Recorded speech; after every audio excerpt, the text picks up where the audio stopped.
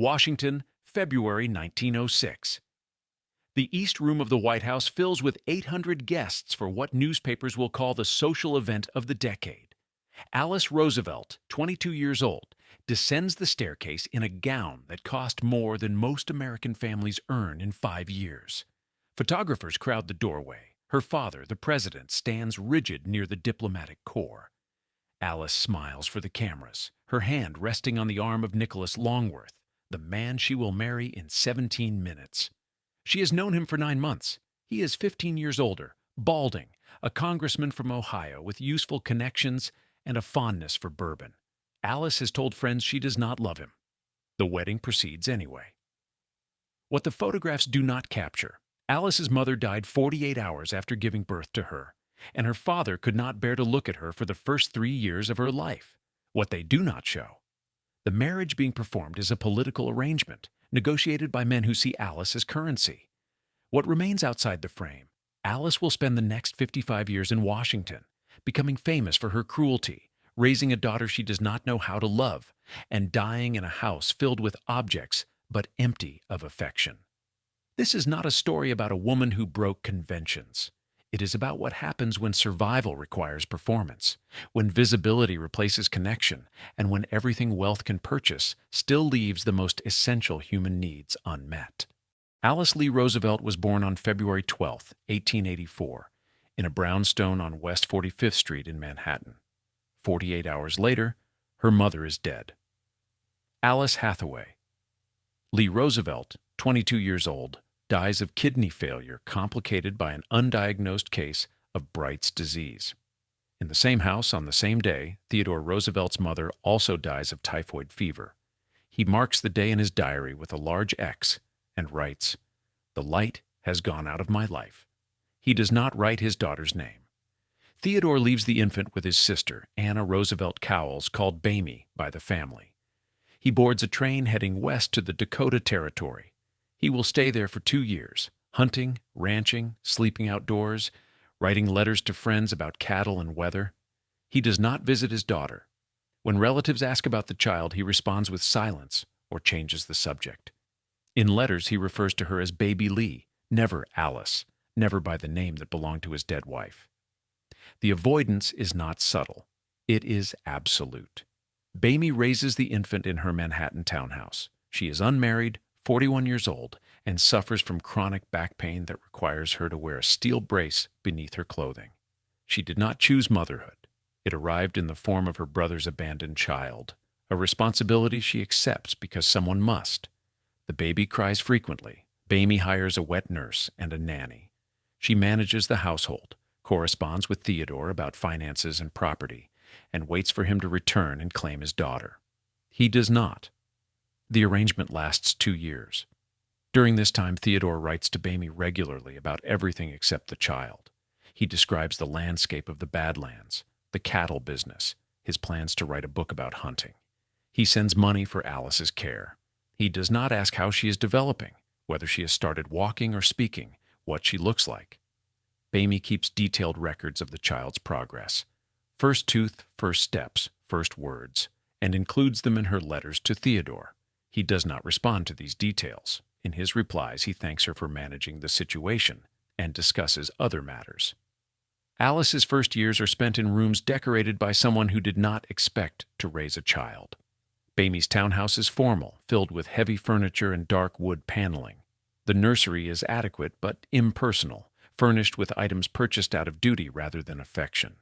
The nanny Bamie employs is competent but cold, a woman in her 50s who has raised other people's children for decades and learned not to become attached. Alice is fed on schedule, changed when necessary, put to bed at the appropriate hour. She receives care but not tenderness. Bamie herself is not unkind, but she is overwhelmed. Her back pain worsens during this period. Some days she cannot leave her bed. She manages the household from her room, giving instructions to servants, writing letters propped against pillows. When she can move, she does so slowly, every step calculated to minimize the grinding pain in her spine. She holds Alice occasionally, but briefly. The child is heavy, and holding her requires Bamie to stand or sit in positions that make the pain unbearable. Alice learns early not to reach for Bamie, not to cry for attention she will not receive. In 1886, Theodore remarried. His new wife is Edith Caro, a childhood friend, someone he has known since he was a boy. The wedding takes place in London, away from New York society and the memory of his first wife. When Theodore returns to the United States with Edith, he finally retrieves his daughter from Bamie's house. Alice is nearly 3 years old. She does not recognize him. The transfer happens quickly. Theodore and Edith arrive at Bamie's townhouse on a cold morning in December. Alice is brought downstairs by the nanny, dressed in a white pinafore, her hair brushed smooth. Theodore looks at her for a long moment. Edith stands beside him, pregnant already, her hand resting on her stomach. Bamie explains Alice's routines, when she eats, when she sleeps, what soothes her when she cries. Theodore nods but does not take notes. The nanny hands Alice to Edith. The child stiffens in the arms of this stranger, but does not cry. She has learned that crying changes nothing. They leave within the hour. Bamie watches from the doorway as Theodore helps Edith into the carriage, Alice sitting stiff and silent on Edith's lap. The carriage pulls away.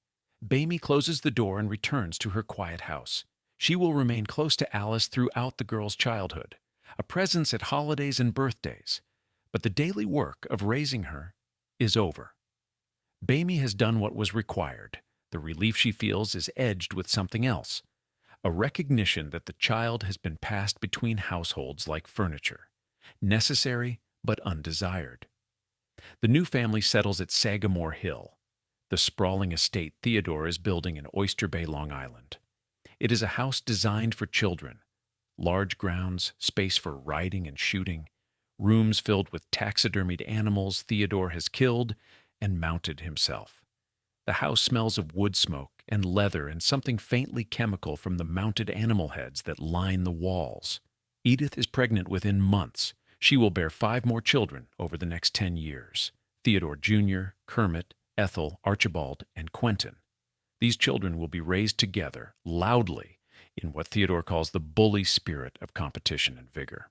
Alice will be among them, but never fully of them.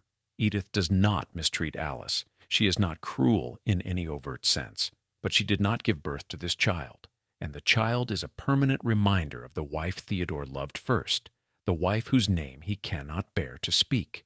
The arrangement is civil, functional, distant. Edith raises Alice alongside her own children, but there is a distinction that everyone in the household understands without discussing. Alice is Theodore's daughter. She is not quite Edith's. Theodore does not acknowledge the difference explicitly, but his actions show it. He roughhouses with his sons, takes them camping, teaches them to shoot and ride. He praises their boldness, their physical courage. With Alice, he is polite but absent. He does not ask about her day. He does not read to her before bed. When she enters a room, he often does not look up from his work. The attention he gives her is procedural. She is fed, clothed, educated, but there is no warmth in it, no ease. Alice begins to notice. Children always do. She watches her father lift Kermit onto his shoulders, watches him laugh at something Theodore Jr. has said.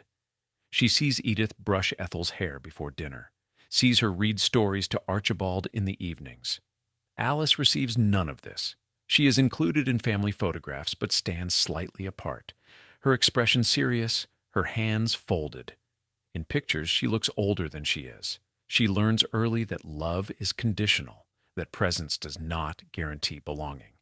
She learns that the people who raise you can also withhold themselves carefully and completely in ways that leave no visible bruises. At Sagamore Hill, Alice is surrounded by family, but profoundly alone. The house is full of noise, siblings running through hallways, Theodore's booming voice at dinner, laughter on the lawn, but none of it touches her. She moves through it like a guest, tolerated, but not embraced. By the time she is 6 years old, Alice has developed a habit of watching.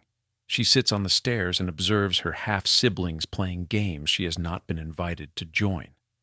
She listens to conversations at the dinner table, rarely speaking unless directly addressed. She learns the exact tone required to avoid Edith's disapproval, the precise behavior that will keep Theodore from frowning. She becomes skilled at reading rooms, at sensing tension. at knowing when to disappear. The other children play roughly, the way Theodore encourages. They wrestle on the lawn, climb trees, dare each other to increasingly dangerous feats. Theodore watches with approval, laughing when someone falls and gets back up, praising the child who shows no fear. Alice watches from the porch. When she tries to join once climbing a tree the boys have scaled, Theodore calls her down. He tells her it is not appropriate, that she might tear her dress, that girls should not behave that way. She climbs down. The boys continue playing. Theodore returns to his newspaper. Edith assigns Alice tasks that keep her indoors. She is to help with mending, to practice her penmanship, to sit quietly while Edith reads to the younger children. Alice obeys. She sits in the corner of the nursery, folding linens while her half-siblings build block towers and knock them down, shrieking with laughter. Edith does not ask Alice if she wants to play. The assumption is that Alice prefers quiet activities, that she is naturally inclined toward solitude. No one considers that she has learned to prefer it because inclusion was never offered. But there is something else growing in her, something less visible, a kind of anger, quiet and patient. Not the explosive rage of a child throwing tantrums, but a colder understanding. She knows she is unwanted. She knows why, and she knows there is nothing she can do to change it. Her mother is dead. Her father cannot forgive her for surviving. Edith will never love what Theodore could not. Alice does not cry about this. She stores it. She will carry it for the rest of her life. This early knowledge that she is the wrong daughter, born of the wrong mother, a living reminder of loss that no one asked for.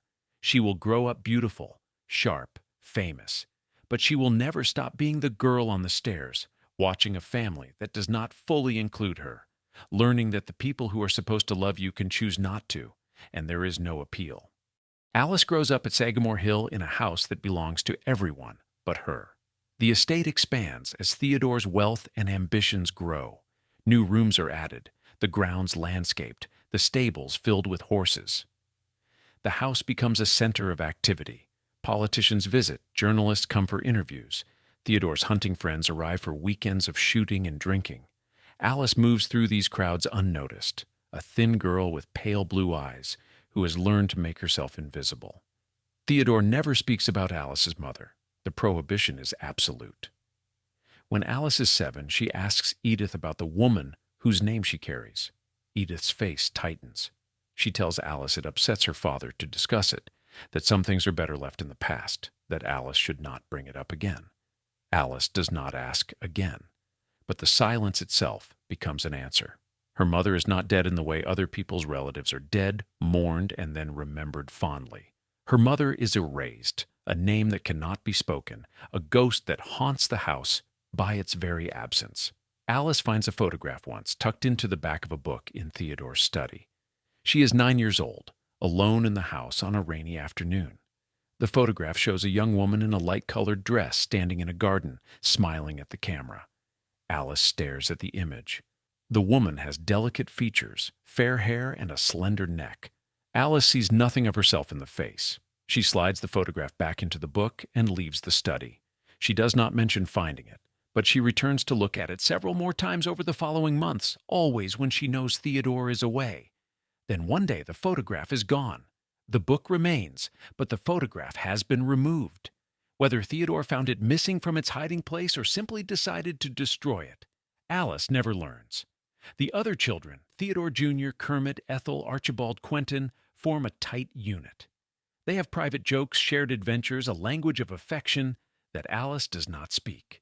At dinner they recount their days in a tumbling chorus of interruptions and laughter. Theodore listens with delight, asking questions, roaring at their stories. Alice sits at the far end of the table, cutting her food into small pieces, chewing slowly. When she speaks, the conversation often continues over her, as if she has not said anything at all. Edith runs the household with precision. She manages the servants, oversees the children's education, handles Theodore's correspondence when he is busy. She is efficient, organized, emotionally restrained.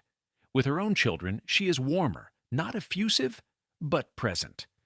She touches their shoulders when she passes, asks about their studies, notices when they are unwell. With Alice, she is correct. She ensures Alice has appropriate clothing, that her lessons are completed, that she appears at meals on time. But there is no affection in these interactions, only duty. Alice attends a private school in New York during the academic year, living with Bamie again in her Manhattan townhouse. The arrangement is presented as practical. The school is excellent. Theodore's work keeps him traveling. Sagamore Hill is too far for daily commuting.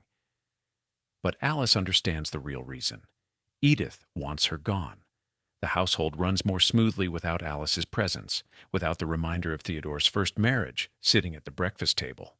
Alice packs her trunk each September without complaint. Bamie greets her at the door with a brief embrace, then shows her to the same bedroom she occupied as an infant. At school, Alice is neither popular nor friendless. She is smart, quick with answers, good at languages and history. The other girls find her strange. She does not giggle over boys or share confidences about her family.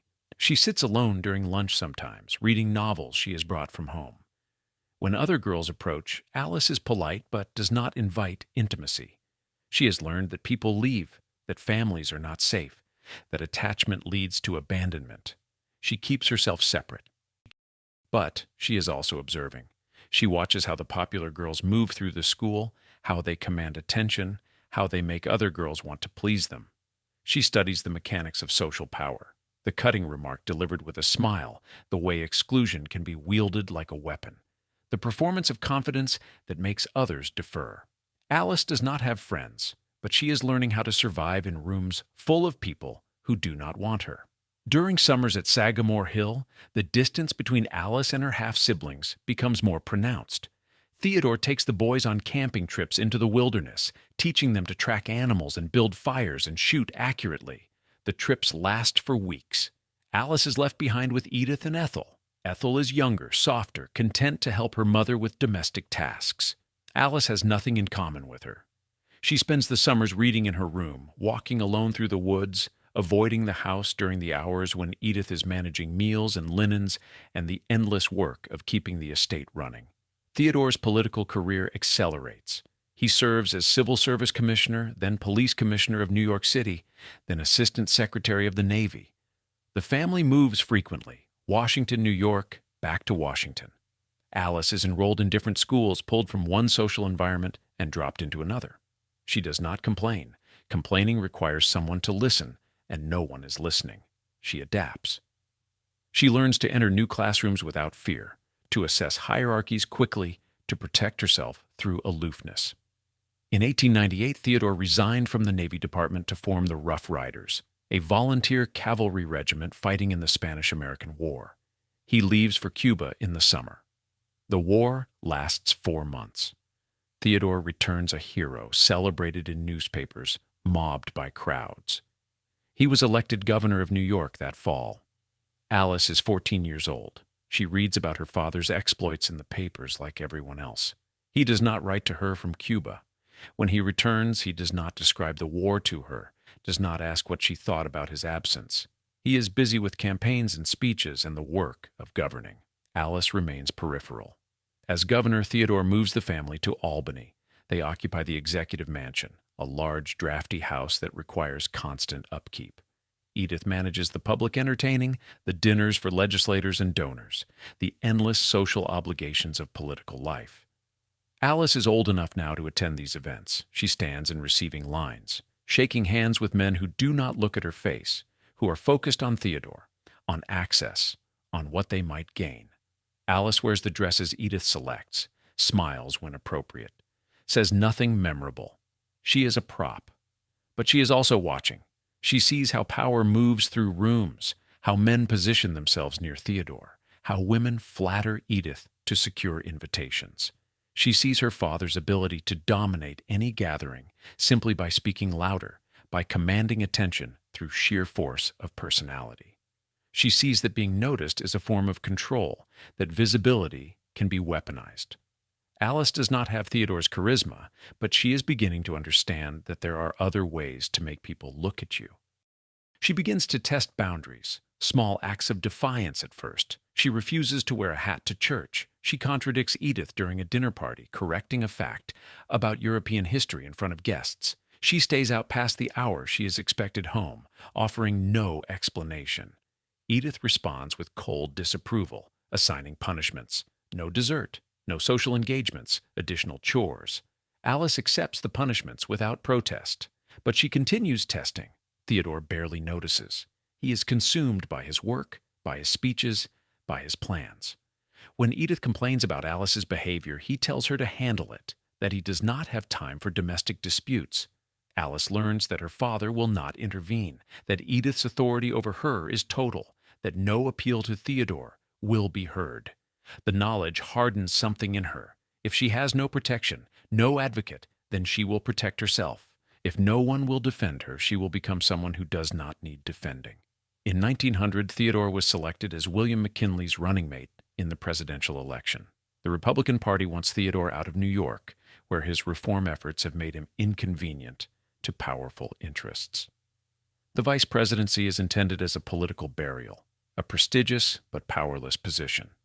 Theodore campaigns vigorously anyway, traveling the country, delivering hundreds of speeches. McKinley and Roosevelt won in a landslide. The family prepares to move to Washington. Alice is 16 years old. She has spent her entire life being moved between houses, schools, cities, always at the convenience of her father's career, always without being asked what she wants. She packs her belongings one more time. The trunks are loaded onto a train. The family travels to Washington, to a rented house on N Street, to wait for McKinley's inauguration in March 1901. Alice has no idea that within 6 months, her father will be president and her life will become public property. She has no idea that the invisibility she has cultivated will be stripped away, replaced by a visibility so intense it will feel like drowning.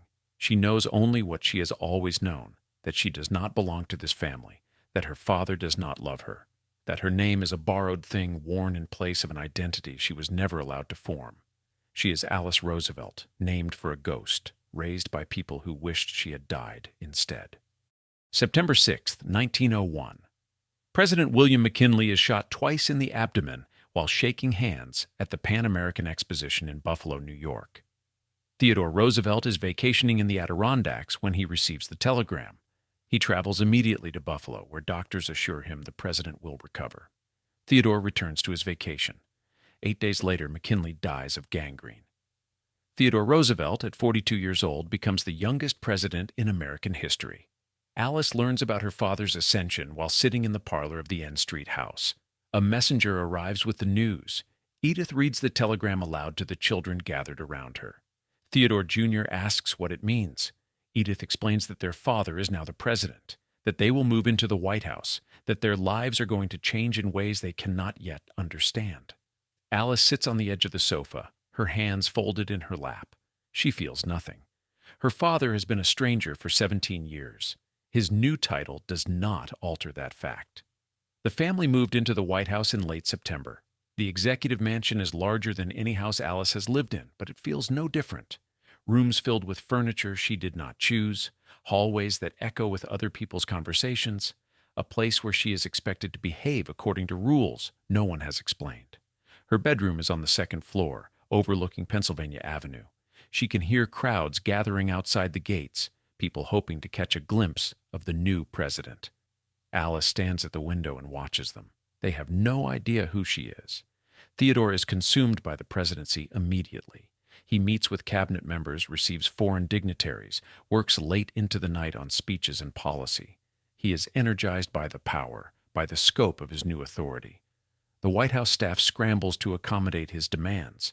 He wants meetings at odd hours. He paces while dictating letters. He expects immediate responses to every question. Edith manages the household staff, plans state dinners, oversees renovations to the living quarters. The younger children adjust quickly, running through the halls, playing hide-and-seek in the East Room, treating the White House like an elaborate playground. Alice remains apart. She attends meals when required, sits through formal dinners without speaking unless directly addressed, retreats to her room as soon as she is permitted to leave. She has learned that invisibility is safer than presence. But invisibility in the White House is impossible. Reporters camp outside the gates. Newspapers run stories about the Roosevelt family, their youth, their energy, their informality. Photographers want pictures of the president's children. The public is curious about this vigorous, unconventional family now occupying the nation's most famous house. Alice becomes a problem. She is 17, old enough to appear at public events, but young enough to require supervision. She is beautiful in a way that photographs capture well. Tall, slender, with pale skin and light eyes that look striking in black and white images, but she is also difficult. She refuses to wear the clothing Edith selects. She skips events she finds boring. She makes sarcastic remarks to White House staff that Edith hears about secondhand. Edith complains to Theodore.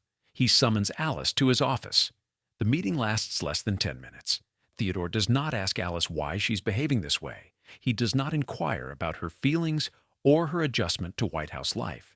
He tells her that she is now the president's daughter, that her behavior reflects on him, that she will attend the events she is told to attend and conduct herself appropriately. Alice listens without expression. Theodore dismisses her. She returns to her room. Nothing has been resolved, but a boundary has been established. Alice now understands that her defiance will be punished, that Theodore's authority is absolute, that she has no leverage. But she also understands something else. Theodore mentioned that her behavior reflects on him, which means people are watching her, which means she has visibility, even if she did not ask for it, which means she might have a kind of power after all, even if it is only the power to embarrass her father. Alice begins to test this hypothesis carefully. She smokes a cigarette on the White House roof where a journalist with binoculars can see her from a neighboring building. The story appears in the newspaper the next day. Theodore is furious. Edith is humiliated. Alice feigns ignorance. She did not know anyone could see her. She thought the roof was private. The explanation is accepted, though no one believes it. Alice files the information away. People are watching. Her actions matter. She starts carrying cigarettes openly, though she rarely smokes them. The act of holding one, of producing it in public and lighting it slowly, is enough to generate attention. Women do not smoke in 1901, or, if they did, they hid it. Alice does not hide. She attends a garden party at a foreign embassy and lights a cigarette while standing next to the ambassador's wife. Photographers capture the moment.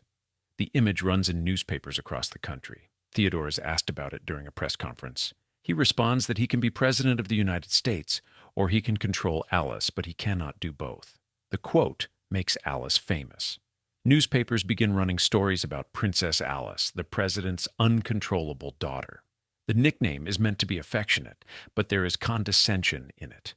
Alice is not a princess. She is a 17-year-old girl who has spent her entire life being ignored by her father, and now that same father is using her as a punchline.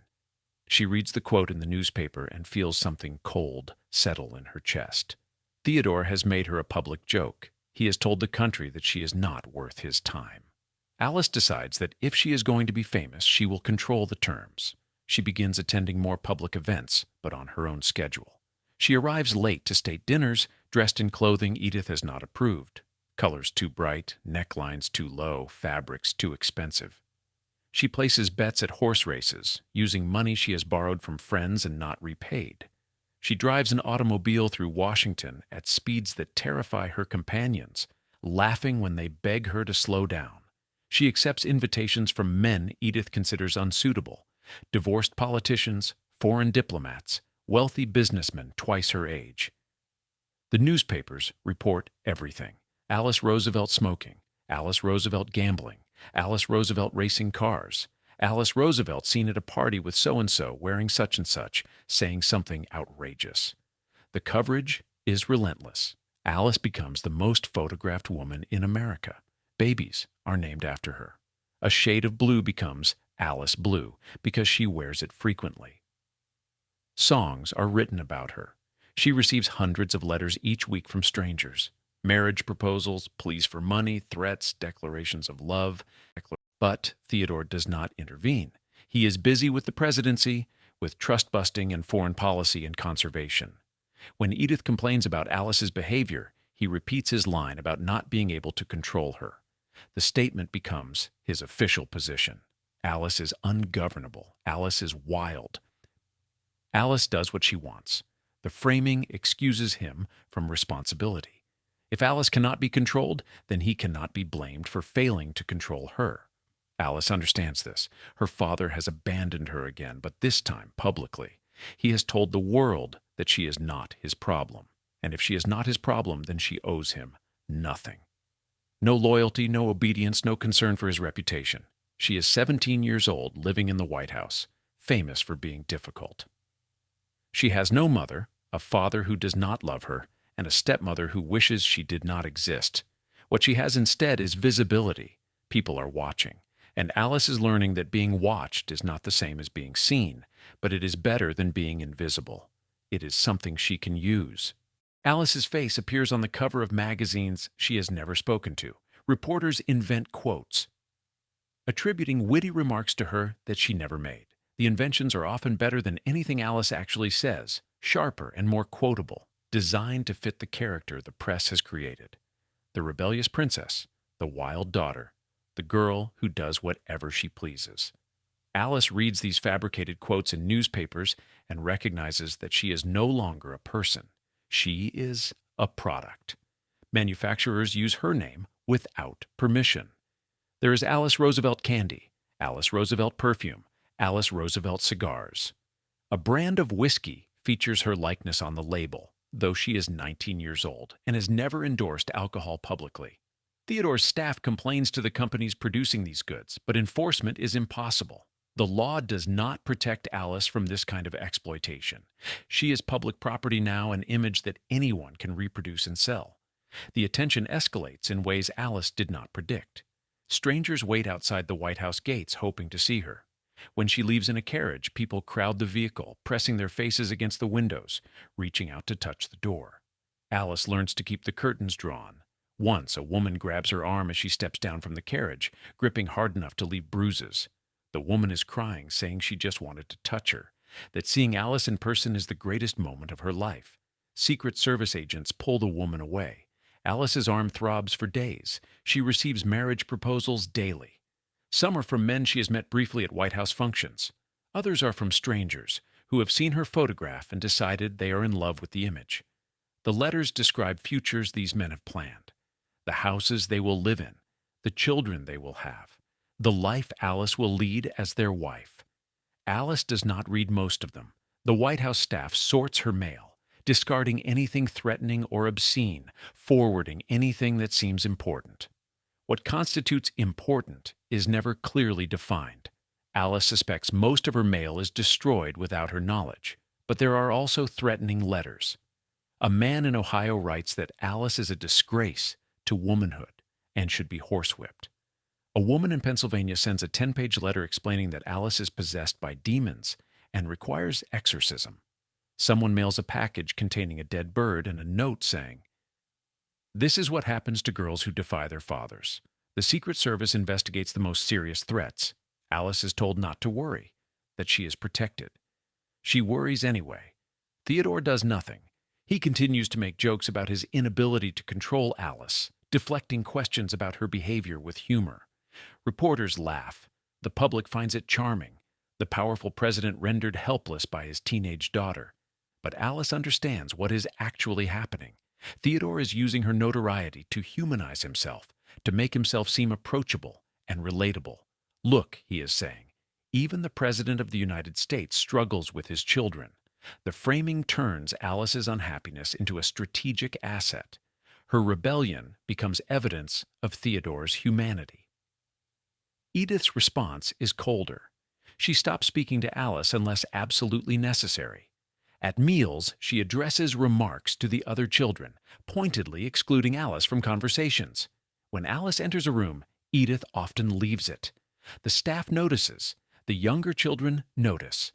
Theodore Jr. asks Alice once if she has done something to anger their mother. Alice tells him she exists, and that is enough. The isolation pushes Alice further into public life. If her family does not want her, then she will find acceptance elsewhere. She begins attending every event she is invited to: balls, dinners, theater premieres, gallery openings. She goes to places Edith has forbidden her to go. She is seen at racetracks, at boxing matches, at parties that last until dawn. The press follows her everywhere, documenting her movements, speculating about her relationships, analyzing her clothing choices. Alice develops a public persona to survive the scrutiny. She becomes deliberately provocative, saying things designed to shock. At a diplomatic dinner, she tells the French ambassador that she finds French literature tedious. At a charity luncheon, she announces that she hates sewing and considers it a waste of time. She carries a live snake to a garden party, draping it over her shoulders, watching as the other guests recoil. The snake's name is Emily Spinach, after her Aunt Emily, whom Alice dislikes. The story runs in newspapers for weeks, but the persona is exhausting. Alice is performing constantly, always aware of who might be watching, what might be reported. She cannot relax. Every gesture is calculated, every remark considered for its potential impact. She develops headaches that last for days. She sleeps poorly, waking in the middle of the night with her heart racing, unable to return to sleep. She loses weight. Edith notices, but says nothing. Theodore does not notice at all. Alice begins drinking more than she should. Not publicly, she is careful about that, but privately, in her room, alone. She keeps a bottle of brandy hidden in her wardrobe.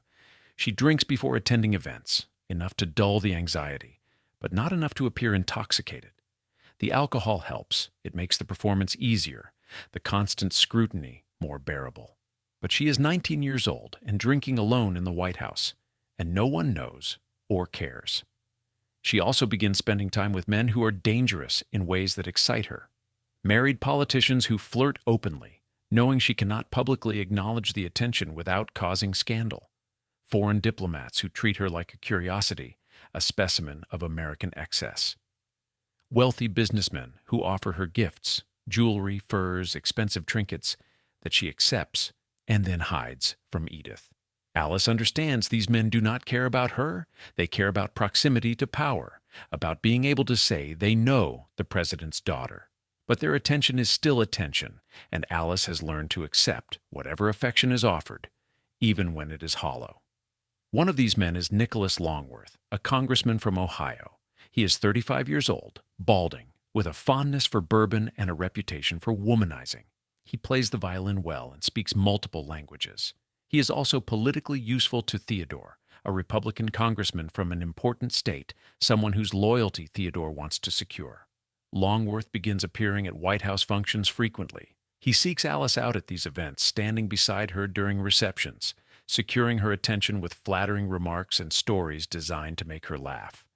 Alice is not fooled. She recognizes that Longworth's interest is strategic, but she enjoys his company anyway. He is charming, educated, and worldly.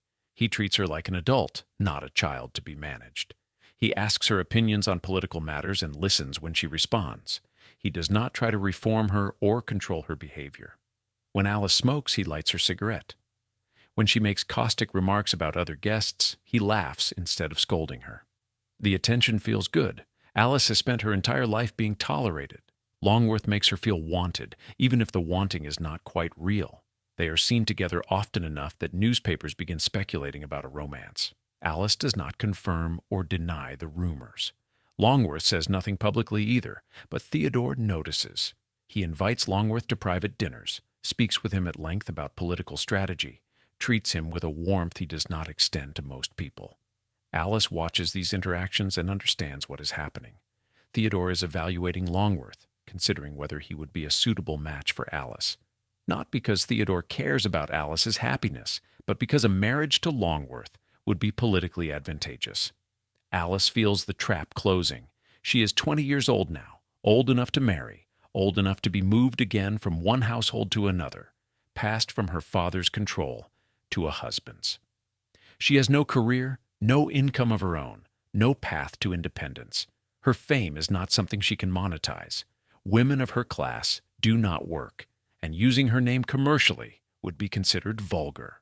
The only future available to her is marriage. And if she's going to marry, then Theodore will ensure the marriage serves his interests. But Alice is also beginning to understand something darker. The attention she receives is not affection. The crowds that follow her do not love her. They love the idea of her, the character the newspapers have invented.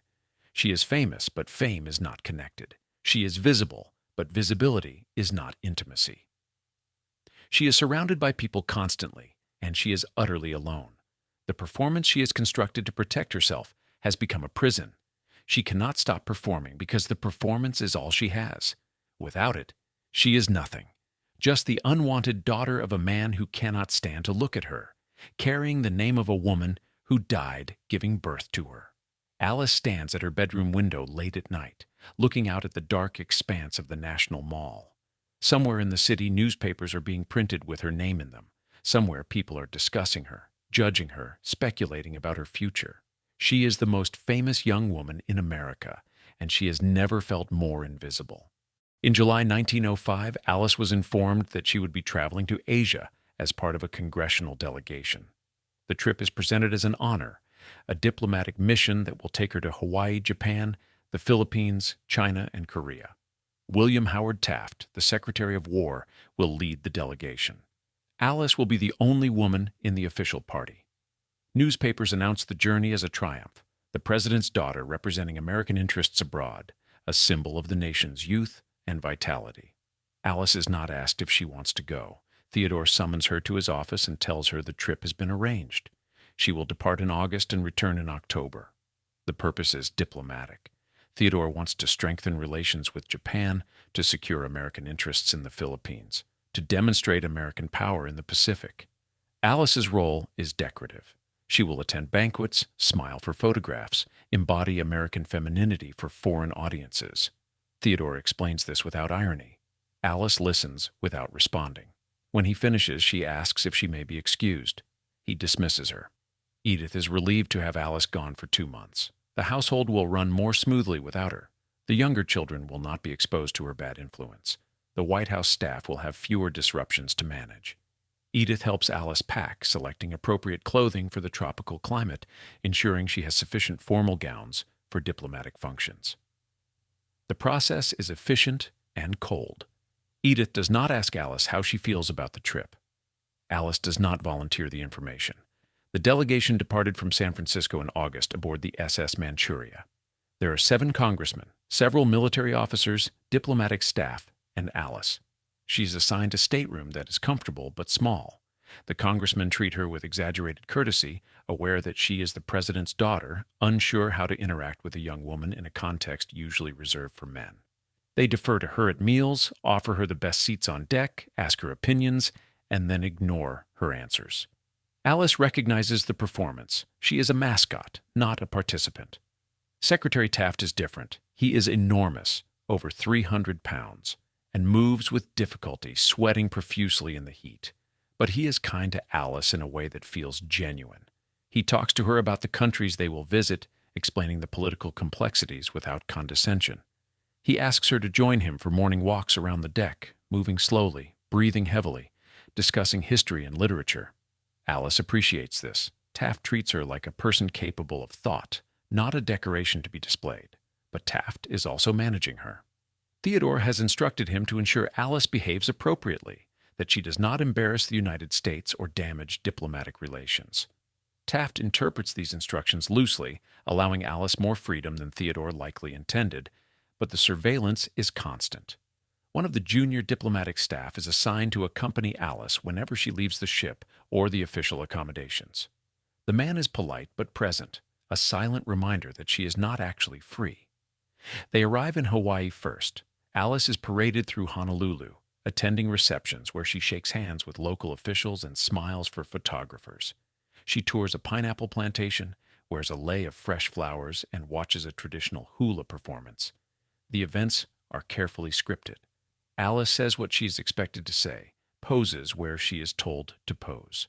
The local newspapers describe her as gracious and charming. Alice reads these accounts and feels nothing. In Japan, the performance intensifies.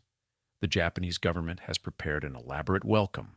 Alice is received by Emperor Meiji's representatives, given gifts of silk and lacquerware, taken to temples and gardens.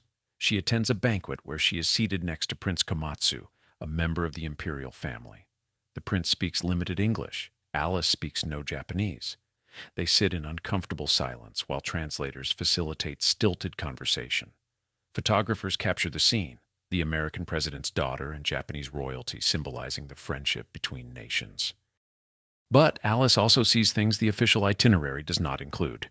During a visit to a silk factory, she watches women working at looms for 12 hours a day in a room with no windows. The women's hands move mechanically, their faces blank with exhaustion. Alice asks her escort about their wages. He changes the subject. At a garden party in Tokyo, she notices servants who bow so deeply their foreheads touch the ground, who move through the space as if trying to disappear. Alice recognizes the performance of invisibility. She has practiced it herself. In the Philippines, the facade of diplomatic celebration cracks further. The islands are American territory, acquired 7 years earlier after the Spanish-American War. The United States is engaged in brutal counterinsurgency operations against Filipino independence fighters. Alice is shown carefully curated sites, schools the Americans have built, hospitals, infrastructure projects. She is told about the civilizing mission, the American obligation to educate and develop the Filipino people. The rhetoric is familiar. Theodore uses similar language when discussing American expansion.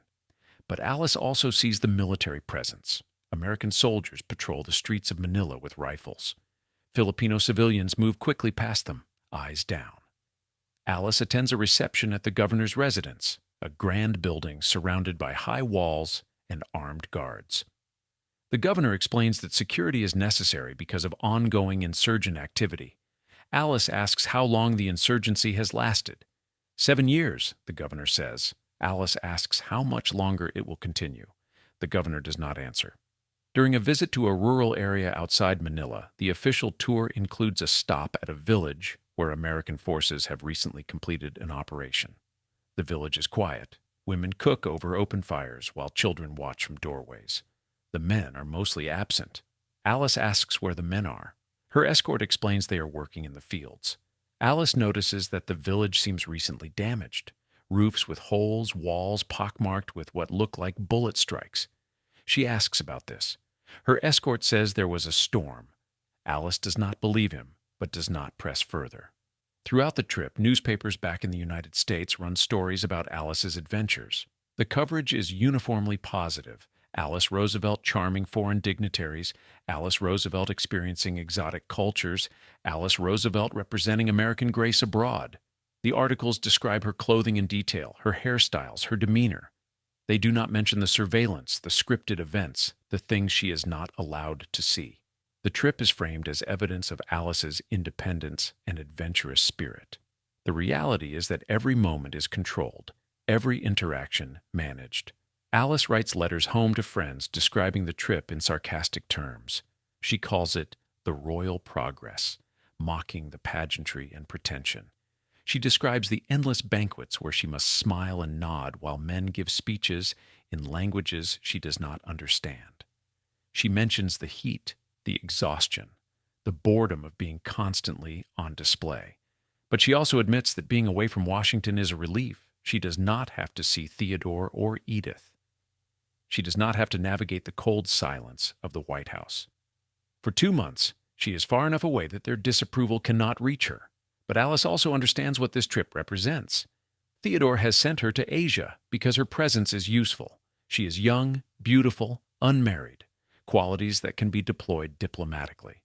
Foreign governments want to host her because association with the American president's daughter conveys status. Photographers want pictures of her because she is famous. Alice is a tool, an asset, a mechanism for advancing American interests. The trip is not about her freedom or development. It is about using her visibility to serve her father's political goals. Nicholas Longworth is part of the delegation. He joined at Theodore's request, ostensibly to provide congressional oversight of American interests in the Philippines, but his real purpose is to court Alice. Theodore has approved this. He has engineered a situation where Alice and Longworth will spend 2 months in close proximity, traveling together, attending the same events, sharing the same social circles. The arrangement is not subtle. Everyone in the delegation understands what is happening. Longworth pursues Alice methodically. He sits beside her at dinners, walks with her during shore excursions, seeks her out during the long days at sea. He is attentive, flattering, persistent. Alice does not discourage him. She enjoys his company, or at least finds it preferable to being alone with her thoughts. They flirt publicly, allowing the other members of the delegation to observe their growing intimacy. Reporters traveling with the delegation send dispatches back to the United States describing the romance. By the time the ship docks in San Francisco in October, newspapers are speculating about an engagement. Alice returns to Washington understanding that her future has been decided.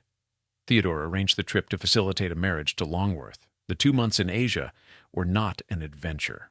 They were an extended courtship engineered by her father to achieve a political objective. Alice has no path to refuse. She has no money, no career, no alternative. If she does not marry Longworth, she will remain in the White House, subject to Edith's hostility and Theodore's indifference until another suitable marriage can be arranged. At least with Longworth, the choice is predictable. At least she knows what she is getting.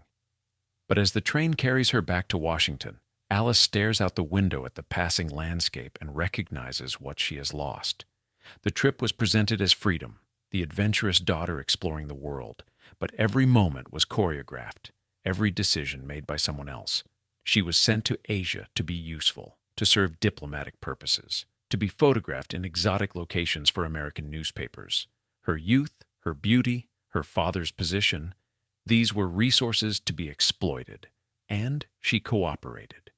She smiled for the cameras, attended the banquets, performed the role assigned to her. She did exactly what Theodore wanted. Nicholas Longworth proposes to Alice in December 1905, 2 months after they returned from Asia. The proposal takes place in the Blue Room of the White House during a small dinner party. Longworth asks Theodore's permission first in private before speaking to Alice. Theodore grants it immediately. Only after this transaction is complete does Longworth approach Alice. He leads her to a quiet corner and presents a ring. Alice looks at it for a long moment before extending her hand. She does not say yes. She does not say anything. Longworth slides the ring onto her finger. The engagement is announced the next day. The newspapers celebrate the match. Alice Roosevelt, America's most famous young woman, is marrying a respected congressman. The coverage describes a love story, the romance that began during the Asia trip, the adventurous couple united by shared experiences, the president's daughter choosing a man of accomplishment and character. The articles do not mention that Alice and Longworth have known each other for less than a year, that their courtship was orchestrated by Theodore, that Alice has told friends she does not love him. Alice shows the ring to Edith the morning after the engagement is announced. Edith examines it briefly and says it is appropriate. She does not congratulate Alice. She does not ask if Alice is happy. Instead, she begins discussing wedding logistics, the date, the guest list, the ceremony details. The wedding will take place at the White House in February, just 2 months away. There is much to arrange. Edith assigns tasks to Alice, selecting invitations, choosing flowers, writing thank you notes for gifts that have not yet arrived. Alice listens to the instructions and agrees to everything. But privately, Alice is unraveling. She lies awake at night, the engagement ring heavy on her finger, trying to imagine her life with Longworth. She cannot. She knows facts about him. He drinks heavily. He has had affairs with married women. He is ambitious and politically astute. But she does not know him in any meaningful way. They have never had a conversation that was not performed for someone else's benefit. She does not know what he thinks about when he is alone, what he fears, what he wants beyond political advancement. And he does not know her. He knows the public Alice, the rebellious princess, the character the newspapers have created. He has never asked about the real person beneath the performance. Alice considers refusing the engagement. She imagines telling Theodore she has changed her mind, that she will not marry Longworth. But the imagination ends there. She cannot envision what would happen next. Theodore would be furious. Edith would be humiliated. The newspapers would turn on Alice, portraying her as frivolous and unreliable. And even if Alice could withstand all of that, what would she do instead? She has no income, no education beyond what wealthy girls receive, no skills that could support her. Her only asset is her name, and her name belongs to her father.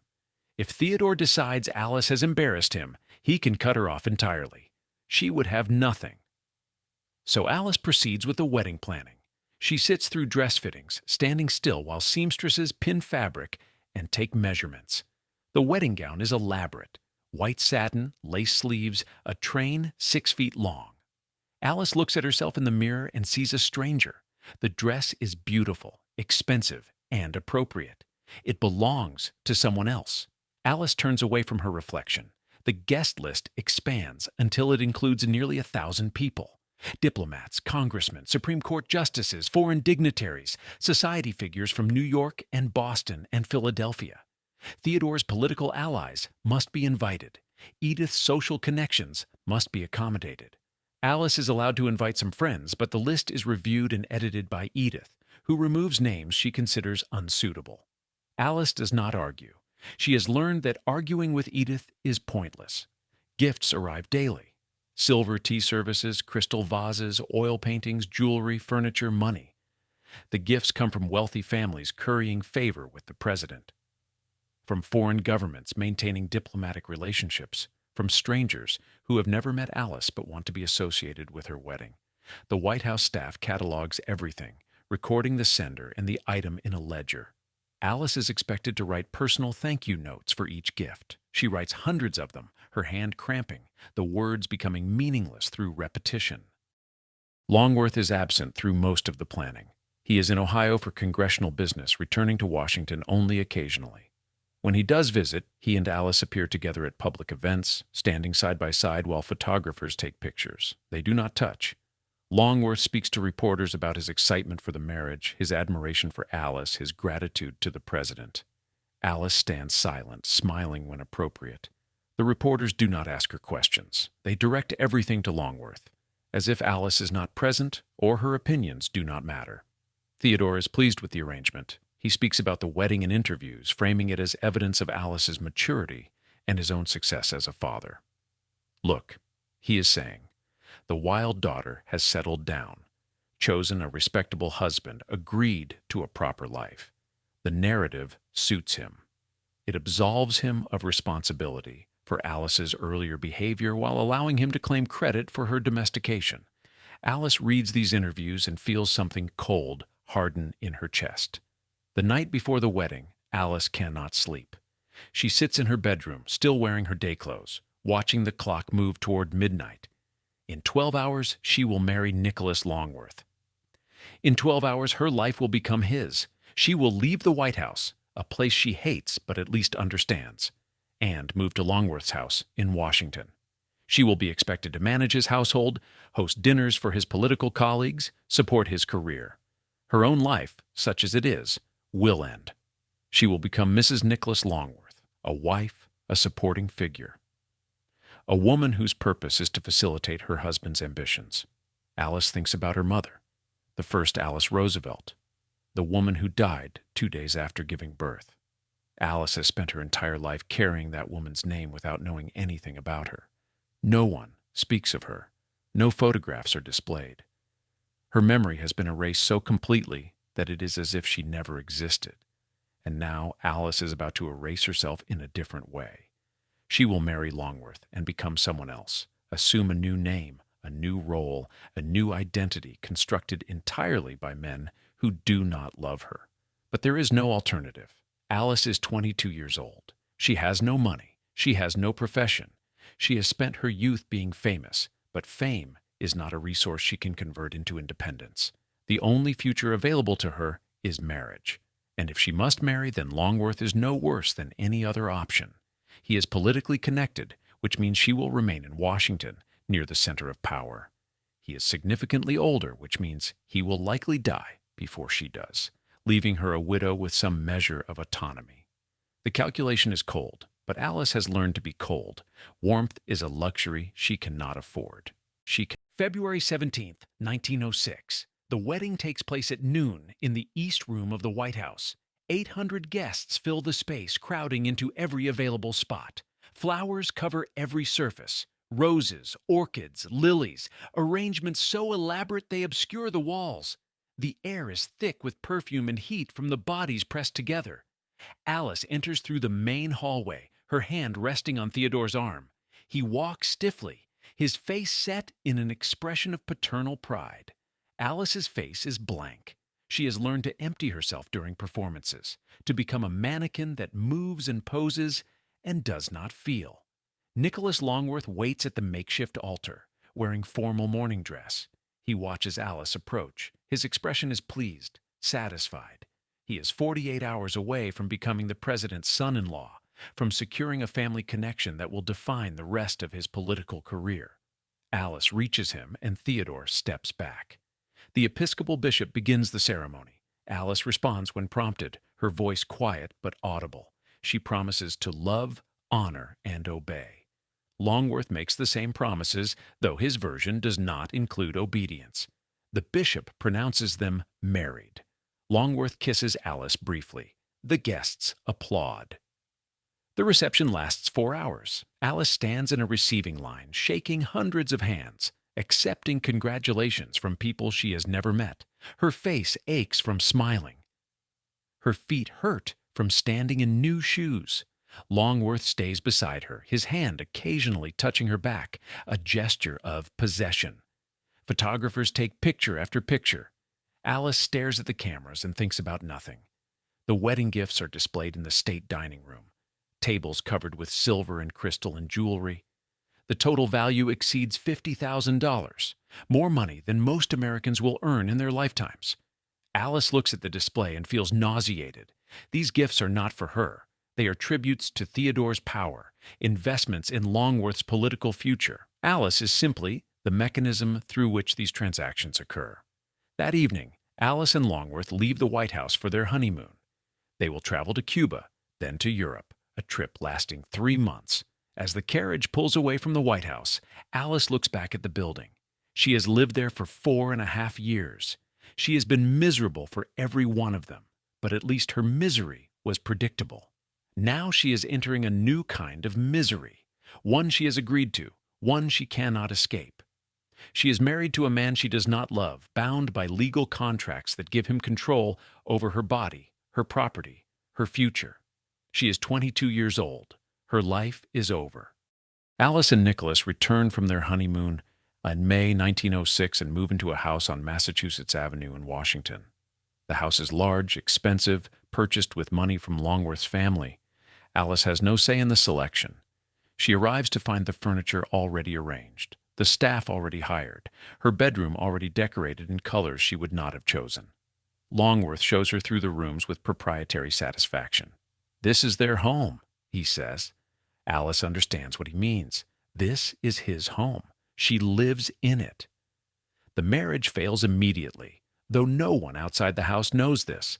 Longworth drinks heavily, starting in the late afternoon and continuing through the evening. He keeps bourbon in his study, whiskey in the parlor, brandy in the dining room. By dinner, he is usually drunk enough that his words slur. By bedtime, he is often incapable of climbing the stairs without assistance. Alice watches this routine establish itself and says nothing. She has no authority to object. Longworth is her husband. His behavior is his own business. He also resumes the affairs he conducted before the marriage. Within months, he is sleeping with the wife of another congressman, a woman Alice knows socially. The affair is conducted with minimal discretion. Longworth and the woman disappear together at parties, returning separately with disheveled clothing and flushed faces. Other guests notice but say nothing. Alice notices and also says nothing. She has learned that acknowledging humiliation makes it worse. Better to pretend not to see, to maintain the performance of a successful marriage, even as the reality crumbles. But Alice does not remain faithful either. She begins her own affairs, first cautiously, and then with increasing boldness. The first is with a diplomat she meets at a dinner party. The affair lasts 3 months. They meet in hotel rooms Alice rents under false names. The diplomat is discreet, married himself, as invested in secrecy as Alice is. The affair ends when he is reassigned to Europe. Alice feels nothing at his departure. The relationship was transactional. She wanted attention, he wanted proximity to the president's daughter. Both needs were met. Both parties move on. Other affairs follow. A journalist who covers Congress, a military officer stationed in Washington, a businessman who owns railroads and wants political connections. Alice is selective but not careful. She does not love these men. She barely likes most of them. But the affairs give her something Longworth does not: the illusion of being wanted, the temporary relief of another person's attention. And there is also revenge in it. Longworth humiliates her publicly with his drinking and his mistresses. Alice humiliates him privately with hers. Washington society knows about both sets of affairs, but discusses neither openly. The rules are clear. Wealthy married couples may pursue extramarital relationships as long as they maintain public decorum. Divorces are scandals. Public acknowledgement of infidelity is vulgar. Alice and Longworth are performing a marriage that exists only for appearances. They attend events together, sit beside each other at dinners, pose for photographs that newspapers publish as evidence of domestic harmony. In private, they speak only when necessary, sleep in separate bedrooms, and pursue separate lives. Theodore never addresses the situation. He knows about the affairs. Everyone in Washington does, but he says nothing to Alice. The marriage serves his political purposes. Longworth is a useful ally in Congress, supporting Theodore's legislative agenda, providing votes Theodore needs. That Longworth is also a drunk and an adulterer is irrelevant, as long as he remains politically loyal. Alice's unhappiness is even more irrelevant. She is married. Her problems are now her husband's responsibility, not Theodore's. Alice begins attending parties alone, often staying until dawn. She drinks, gambles, flirts with men whose names she forgets by morning. She becomes known for her sharp tongue, her willingness to say cruel things other people only think. At a dinner party, she tells a senator's wife that her dress makes her look like upholstered furniture. At another event, she describes a Supreme Court justice as having the intellectual capacity of a moderately intelligent potato. People laugh. They repeat Alice's remarks at other parties, spreading her reputation as someone witty and dangerous. What they do not see is the emptiness beneath the performance. Alice is cutting people down because it is the only power she has left. In 1912, Theodore decided to run for president again. He has been out of office for 4 years, frustrated by his successor, William Howard Taft's conservatism. Theodore challenges Taft for the Republican nomination, loses, and forms his own party, the Progressive Party, called the Bull Moose Party. Alice campaigns for her father, attending rallies, giving speeches, using her fame to generate crowds. Theodore loses to Woodrow Wilson. Alice returns to her empty marriage, her meaningless affairs, her Washington parties that blur together into a single continuous performance of gaiety masking despair. Longworth's political career stalls. He lost his congressional seat in 1912, caught in the backlash against Republicans, after Theodore's third-party run split the vote. For the first time in their marriage, Longworth is home during the day, unemployed, drinking more heavily. He blames Theodore for his defeat, blames Alice by extension. He stops speaking to her entirely for weeks at a time. Alice does not mind the silence. She prefers it to the alternative. Longworth drunk and angry, shouting about betrayal and ruined ambitions. But Alice is also aging out of her role as America's rebellious princess. She is 28 years old in 1912, then 30, then 32. The newspapers that once chronicled her every move now focus on younger women. Alice's rebellions, once scandalous, now seem tiresome.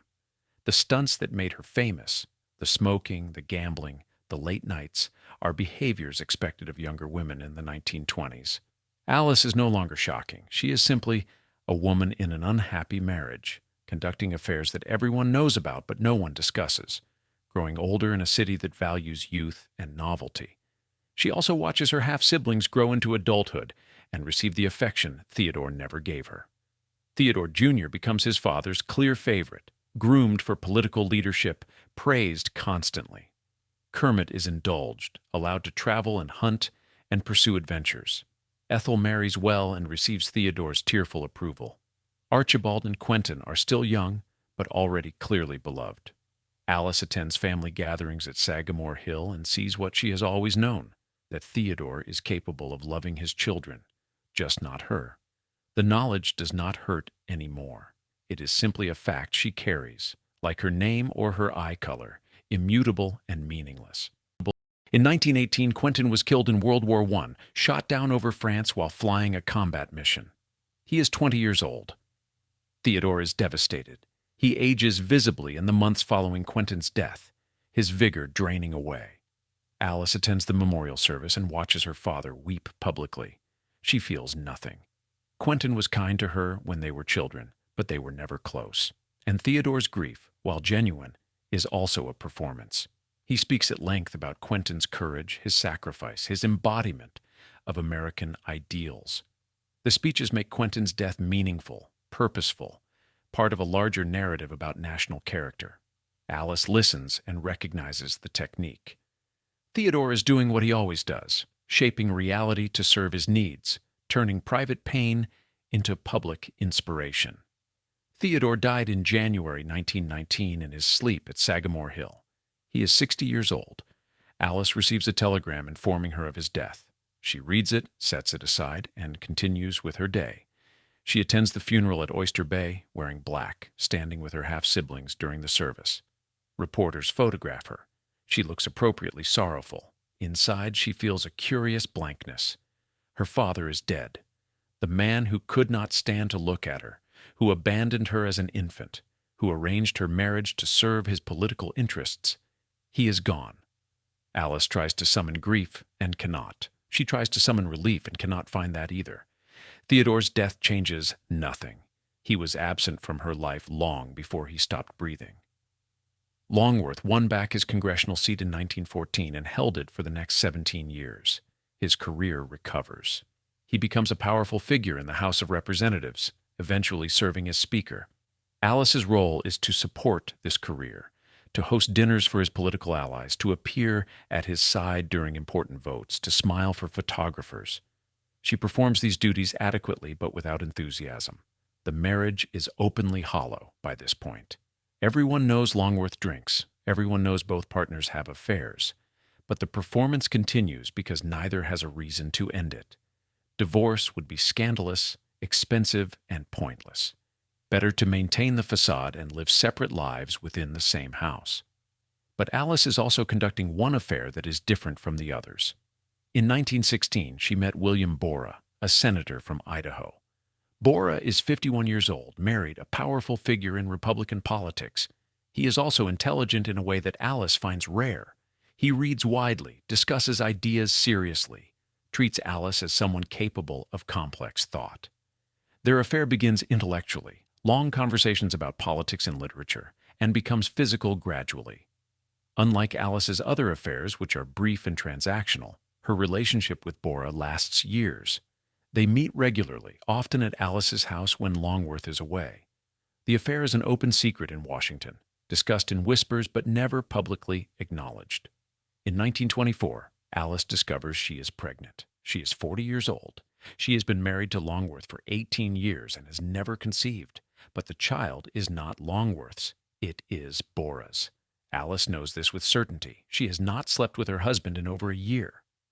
There is no ambiguity about paternity. The question is, what to do about it? Alice considers ending the pregnancy. It would be possible to arrange discreetly, but she decides against it. She is 40 years old. This may be her only chance to have a child. And there is something appealing about the deception, raising Borah's daughter as Longworth's, maintaining the lie publicly while knowing the truth privately. It is a kind of revenge, a way of humiliating Longworth permanently while forcing him to accept the humiliation silently. Longworth knows the child is not his. Alice does not hide this from him. When she tells him she is pregnant, he asks whose child it is. Alice tells him it is Borah's. Longworth is silent for a long moment. Then he says they will raise the child as theirs, that no one outside the marriage will know the truth. Alice agrees. The arrangement is made.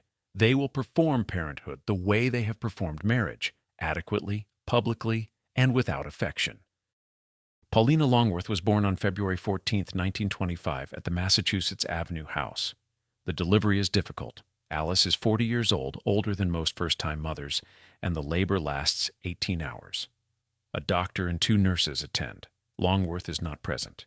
He is at the Capitol when contractions begin and does not return home until the following morning, after the birth is complete. He looks at the infant briefly, remarks that she appears healthy, and returns to his study. He does not hold her. The newspapers announce the birth as a happy occasion. Congressman and Mrs. Longworth welcome a daughter. Congratulations pour in from political colleagues, society figures, strangers who remember Alice's fame 2 decades earlier. Alice receives the well-wishes with her usual detachment. She hires a nanny immediately, a middle-aged woman with experience in wealthy households. The nanny takes charge of feeding schedules, diaper changes, and the mechanical work of infant care. Alice's involvement is minimal, But Alice also looks at Paulina and sees William Bora's features unmistakably replicated. The shape of the eyes, the line of the jaw, the set of the mouth, all Bora. Longworth sees it too. He begins drinking more heavily, starting earlier in the day. He avoids the nursery entirely. When guests visit and ask to see the baby, Longworth makes excuses. He is busy, the child is sleeping, perhaps another time. Alice brings Paulina down when required, holding her stiffly, presenting her for inspection like an object. The baby cries frequently. Alice hands her back to the nanny without attempting to soothe her. Washington society understands the situation immediately. Paulina's paternity is discussed in drawing rooms and at dinner parties, never directly but through pointed remarks and careful phrasing. People mention how much the child resembles Senator Bora. They comment on the timing of the birth, 9 months after Alice and Bora were seen together frequently at various political events. No one says anything explicit. The rules of their class forbid direct acknowledgement. But everyone knows. Longworth is raising another man's child, and the humiliation is public, even if the discussion remains private. Bora himself never acknowledges Paulina as his daughter. He is still married, still politically ambitious, still dependent on maintaining his reputation. He visits Alice's house occasionally, always with plausible political reasons. He sees Paulina during these visits but does not interact with her. He does not hold her or speak to her. His expression when he looks at the child is unreadable. Alice watches these moments and sees the same abandonment she experienced from Theodore. History repeating the daughter unwanted by her biological father, raised by a man who resents her existence. Alice does not love Paulina. She recognizes this within months of the birth. She feels no maternal warmth, no instinctive protectiveness, no joy in the child's presence. Paulina is evidence of an affair, a living reminder of Alice's infidelity, a problem that must be managed. The nanny does most of the work.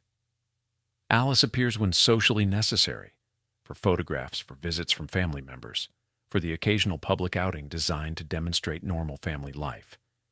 In private, she avoids the child. Paulina develops slowly, meeting physical milestones late. She is slow to walk, slow to speak. The doctor assures Alice this is within normal range, that some children develop at their own pace. But Paulina also seems unusually withdrawn. She does not cry for attention.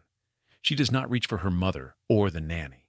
She sits quietly in her crib, staring at nothing, her expression blank. Alice looks at the child and sees her own infant self, unwanted, endured rather than loved, learning early that crying achieves nothing. As Paulina grows from infant to toddler, her strangeness becomes more pronounced. She does not play with toys in the way other children do. She lines them up in precise rows and becomes distressed if they are disturbed. She rocks back and forth when upset, a repetitive motion that lasts for hours. She rarely makes eye contact, even with the nanny, who cares for her daily. The nanny mentions these behaviors to Alice. Alice tells her some children are simply quiet, that Paulina will grow out of it. But Paulina does not grow out of it. By age 3, she still barely speaks. She knows perhaps 20 words and uses them reluctantly, only when necessary. She resists physical affection, stiffening when held, pulling away from attempts to embrace her. Alice does not push for affection. She did not want the child's love anyway. But the child's obvious aversion to her mother is noted by others. Edith visits once and watches Paulina shrink away from Alice's touch. Edith says nothing, but her expression conveys judgment. Alice ignores it. Longworth's drinking worsens after Paulina's birth. He is drunk most evenings, sometimes violent, breaking furniture, shouting at servants. The house staff learns to avoid him after dinner. Alice locks herself in her bedroom and ignores the noise. Once Longworth comes to her door late at night, pounding on it, demanding she let him in. Alice does not respond. He pounds for 10 minutes, then gives up. In the morning, Alice finds him asleep on the hallway floor, still in his evening clothes. She steps over him and continues to breakfast. The marriage becomes a pure performance. They appear together at political events because Longworth's position as Speaker of the House requires a wife at his side. Alice plays the role competently, wearing appropriate clothing, making appropriate small talk, standing silently while Longworth poses for photographs. At home, they speak only through servants. Longworth sends messages via the butler. Alice responds through the housekeeper. They do not eat meals together. They do not occupy the same rooms. The house is large enough that they can avoid each other for days. Alice continues her affair with Bora, though less frequently now. They meet at his Senate office sometimes, late in the evening when other staff have gone home. The conversations are shorter, less intimate. Paulina's existence has changed the dynamic. Bora cannot pretend the affair has no consequences when the consequence is living in Alice's house, growing older, resembling him more obviously each year. He becomes cautious, distant. The affair does not end formally. It simply fades, encounters becoming rarer, then stopping altogether. By 1928, Alice and Bora barely spoke. They pass each other at political functions and nod politely, like acquaintances who once knew each other better. Alice is 43 years old. She has a husband who hates her, a daughter she does not love, and a lover who has abandoned her. She spends her days hosting political lunches and her evenings attending parties where she drinks too much and says cruel things about people she does not care about. Her life has narrowed to this: a series of performances in service of nothing, relationships without affection, days that blur into each other without meaning or progress. Paulina grows up in this house, surrounded by adults who speak to each other through servants, where her mother avoids her and her father pretends she does not exist. She is 4 years old, 5, 6. She plays alone in her room, arranging toys in patterns only she understands. Hodum, the nanny, tries to engage her, but Paulina does not respond. She sits silently, rocking slightly, her face empty. Downstairs, Alice hosts another lunch. Upstairs, Paulina rocks. The house is full of people and completely hollow. The child learns what Alice learned 30 years earlier, that being born is not the same as being wanted, that some families are simply arrangements, that love is not guaranteed or even likely. She is 6 years old, and she already knows. Nicholas Longworth died on April 9, 1931, at Aiken, South Carolina. He is 61 years old. The cause is pneumonia, though his liver has been failing for years from the drinking. He collapses during a visit to a friend's estate and is dead within 48 hours. Alice receives a telegram at the Massachusetts Avenue house. She reads it standing in the hallway, still wearing her dressing gown. Paulina is upstairs with the nanny. Alice folds the telegram and places it on the hall table. She does not cry. She does not call out to anyone. She walks to the library and pours herself a drink, though it is only 10 in the morning. The funeral takes place in Cincinnati, Longworth's hometown. Alice travels there with Paulina, now 6 years old. The child sits beside her mother on the train, silent, staring out the window. Alice does not attempt conversation. They arrive at Longworth's family estate, a sprawling property outside the city. Longworth's relatives greet Alice with cold politeness. They know about the affairs. They know Paulina is not Nicholas's daughter. They tolerate Alice because public decorum requires it, but their hostility is barely concealed. The service is well attended. Longworth was Speaker of the House, a powerful figure in Republican politics. Congressmen deliver eulogies praising his legislative skill, his dedication to public service, his leadership. No one mentions his drinking. No one mentions the mistresses. The official narrative presents a life of achievement and dignity. Alice sits in the front row, Paulina rigid beside her, and listens to strangers lie about her husband. The lies are not even interesting. They are the standard fabrications produced for dead men of status. Devoted family man, tireless public servant, beloved colleague. Alice knows the truth. Longworth was useful. Now he is dead. The usefulness has ended. After the burial, Longworth's relatives inform Alice that the house in Cincinnati will remain in the family. She may take personal items, but the property itself is not hers. Alice expected this. Longworth's will leaves her a modest trust, enough to live on, but not enough for independence. The Massachusetts Avenue house in Washington is hers. Longworth purchased it in her name years ago, one of his few gestures that could be interpreted as generosity. Alice will return there. She will continue living in the house where her marriage collapsed, where her daughter was born, where she spent 16 years performing a relationship that never existed. But Alice is also relieved. Longworth's death frees her from the performance of marriage. She no longer has to appear at political events as his wife. She no longer has to endure his drunken rages or step over his body in hallways. She is a widow now, a socially acceptable status. Widows have freedoms married women do not. They can travel alone, manage their own finances, refuse social obligations without scandal. Alice has been trapped in various forms her entire life. Longworth's death is the first time circumstances have released her, rather than tightening the constraints.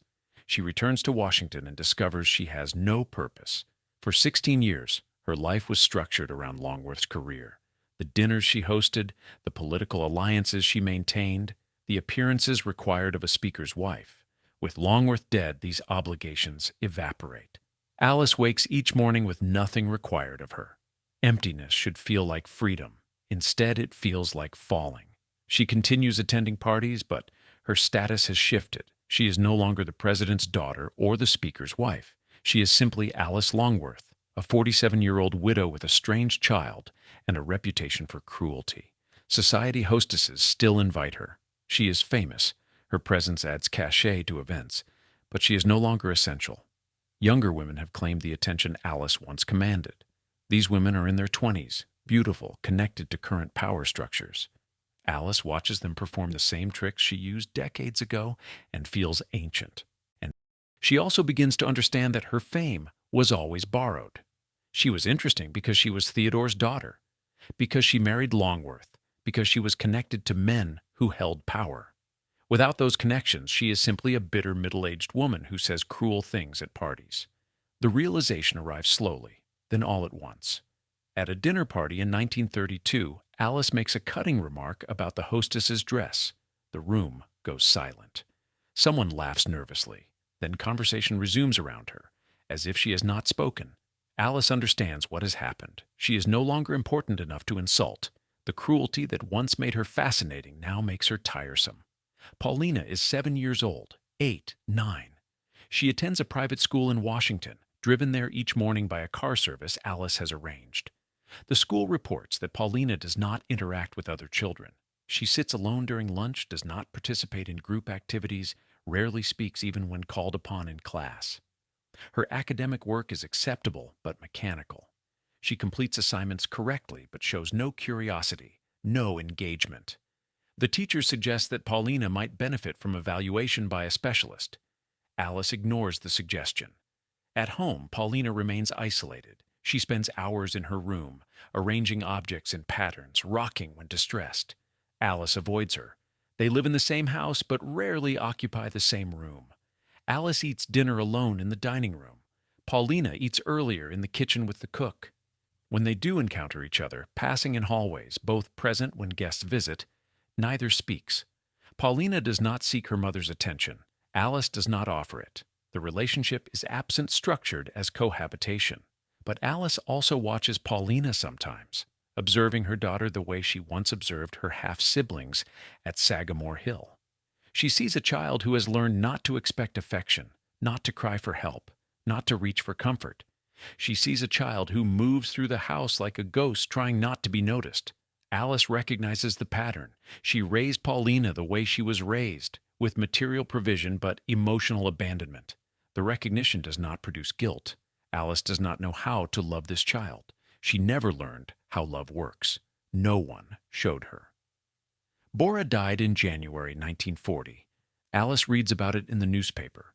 He was 74 years old, still serving in the Senate, still married to the woman he never divorced.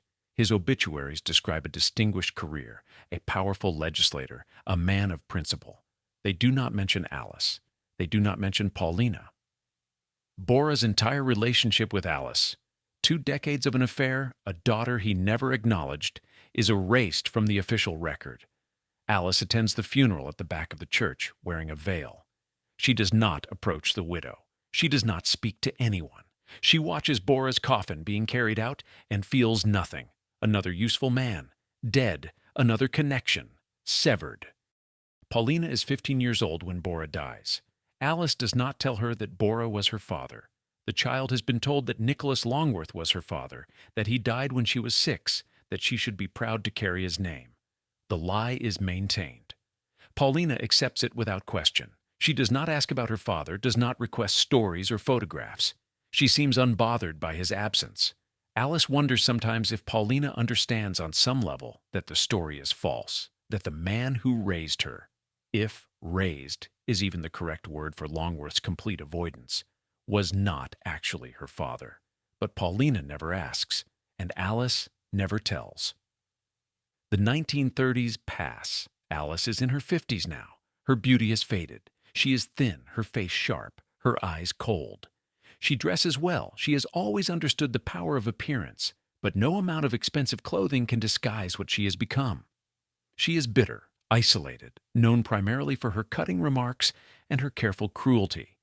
People still invite her to events, but the invitations come less frequently. She is a curiosity now, a relic of an earlier era when her father was president and she was young and famous. The world has moved on. Alice remains frozen in 1906, still performing rebellion that no longer shocks anyone. She also drinks more heavily, not publicly. She is too controlled for that, but in private, in her bedroom, alone. She keeps bottles hidden in various places around the house. She drinks before going out, enough to numb the awareness of her own irrelevance. She drinks after returning home, sitting in the dark, feeling nothing. Drinking does not make her happy. It simply makes the emptiness more tolerable. Paulina grows into adolescence withdrawn and silent. She is not pretty in the conventional sense. She has Bora's heavy features, Alice's coldness. She does not date. She does not have friends. She moves through high school, completing assignments, attending classes, existing without participating. The school counselor calls Alice to express concern.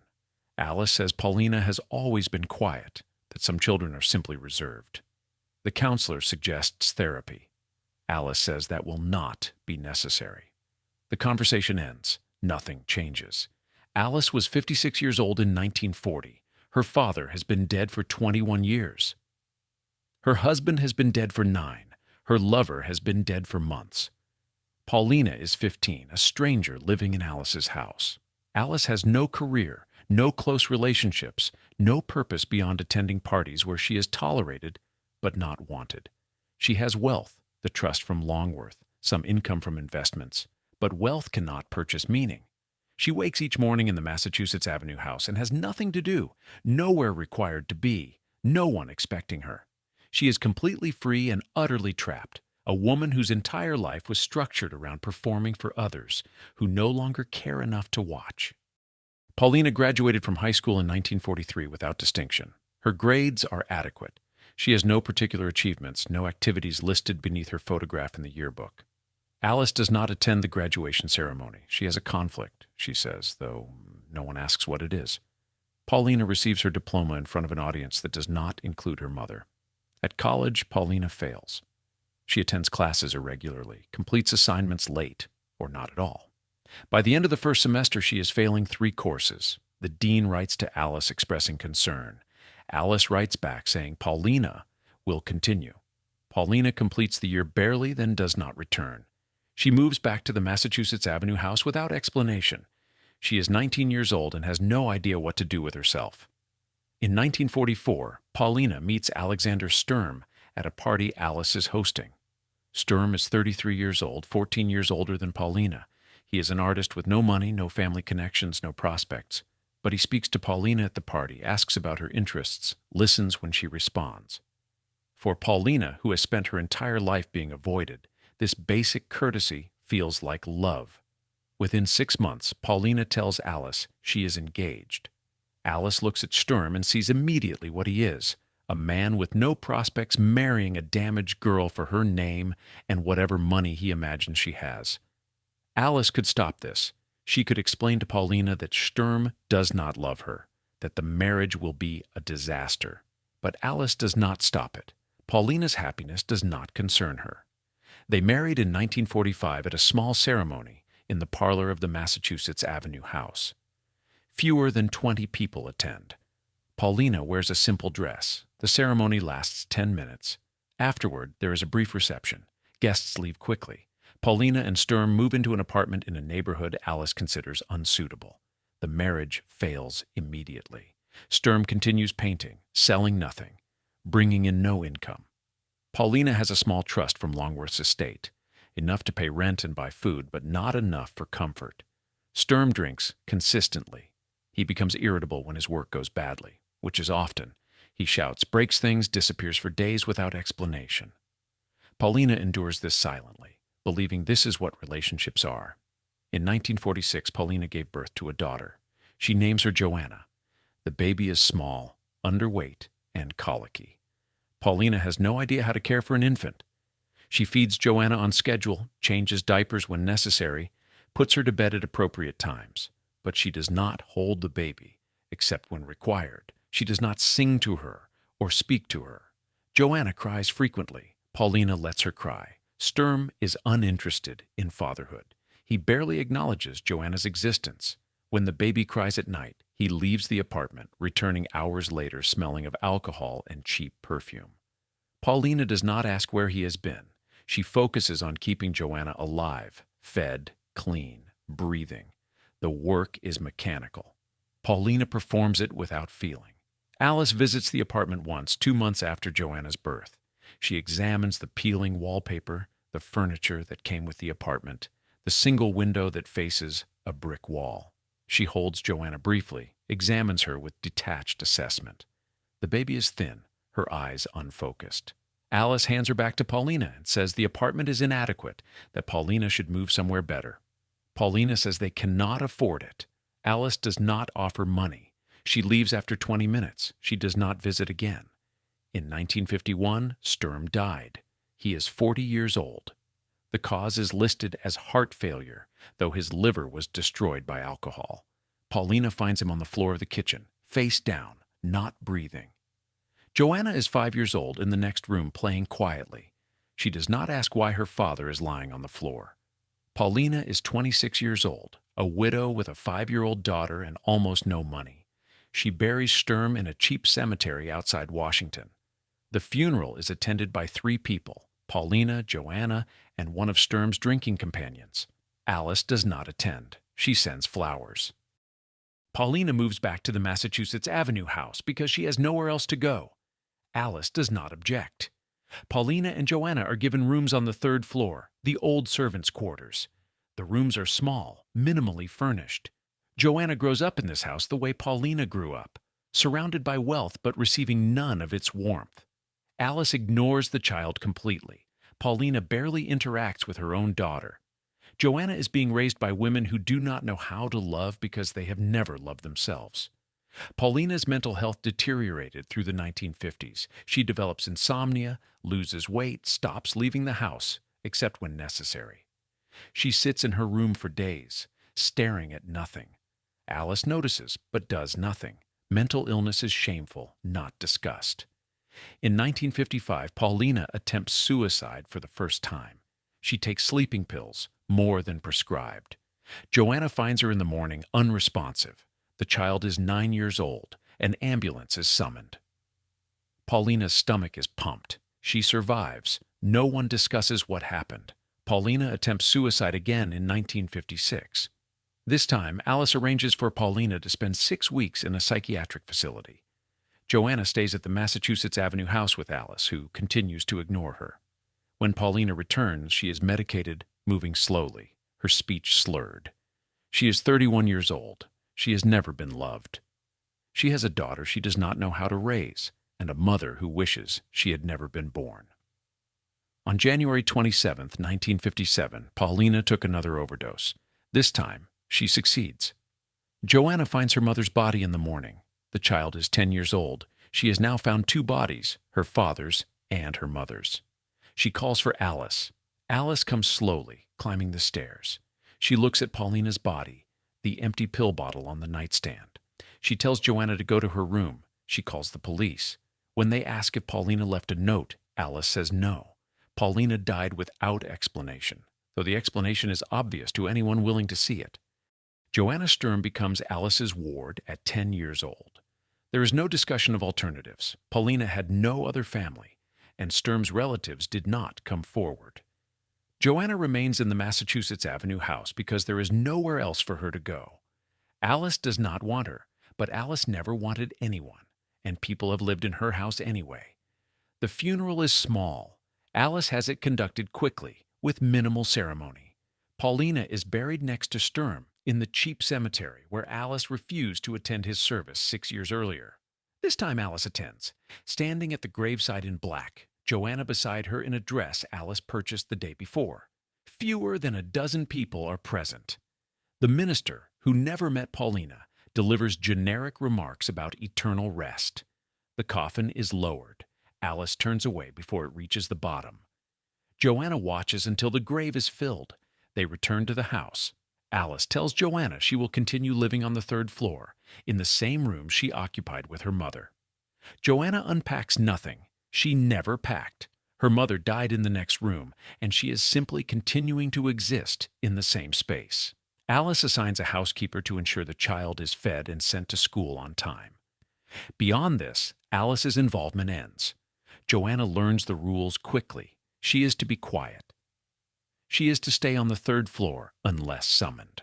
She is not to disturb Alice or interrupt when Alice has guests. She is to eat meals in the kitchen with the staff. When Alice hosts parties, Joanna is to remain upstairs, invisible.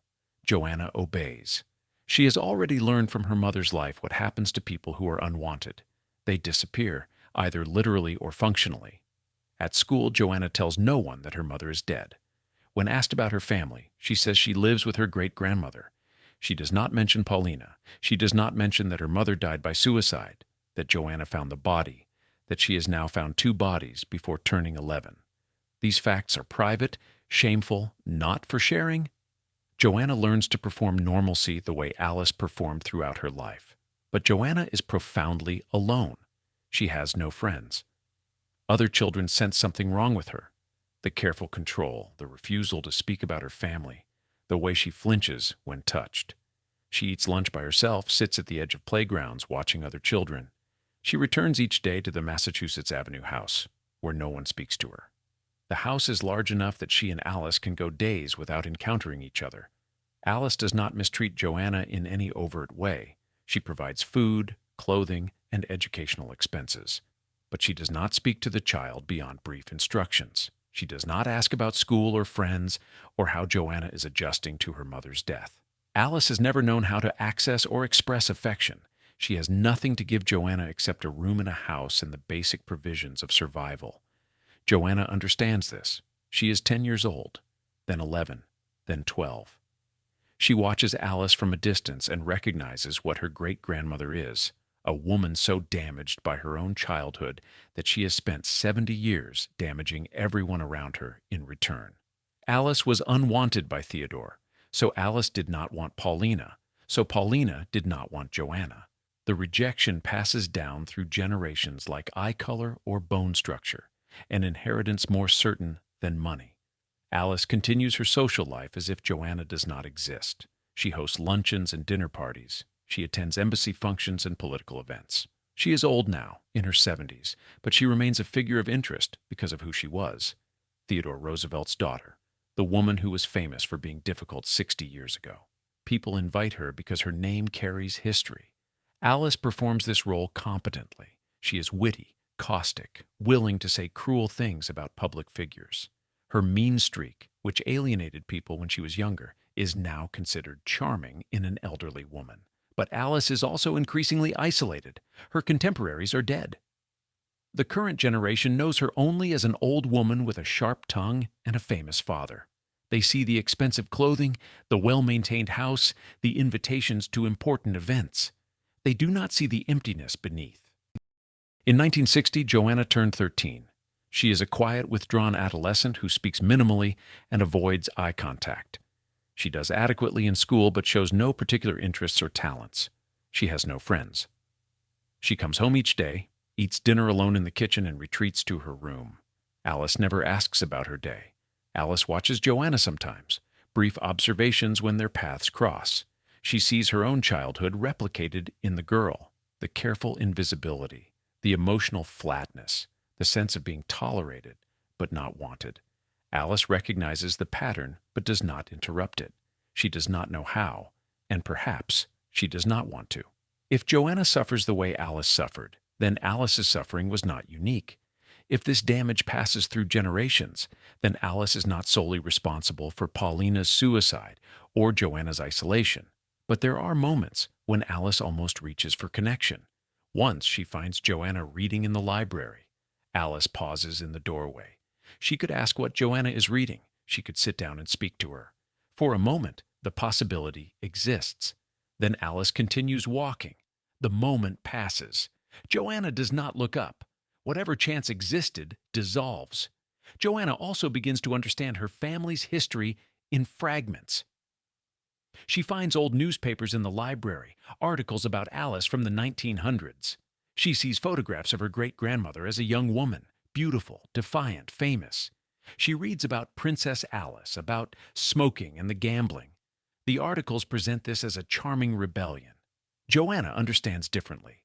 The rebellion was not freedom. It was a performance, and the performance never ended. In 1963, Joanna was 16 years old. She has lived with Alice for 6 years and has spoken to her great-grandmother perhaps 100 times, always briefly, always about practical matters. Alice is 79 now, still attending parties, still hosting events. Joanna watches her great-grandmother prepare for a dinner party, the careful selection of clothing, the precise application of makeup. Alice is not dressing for comfort.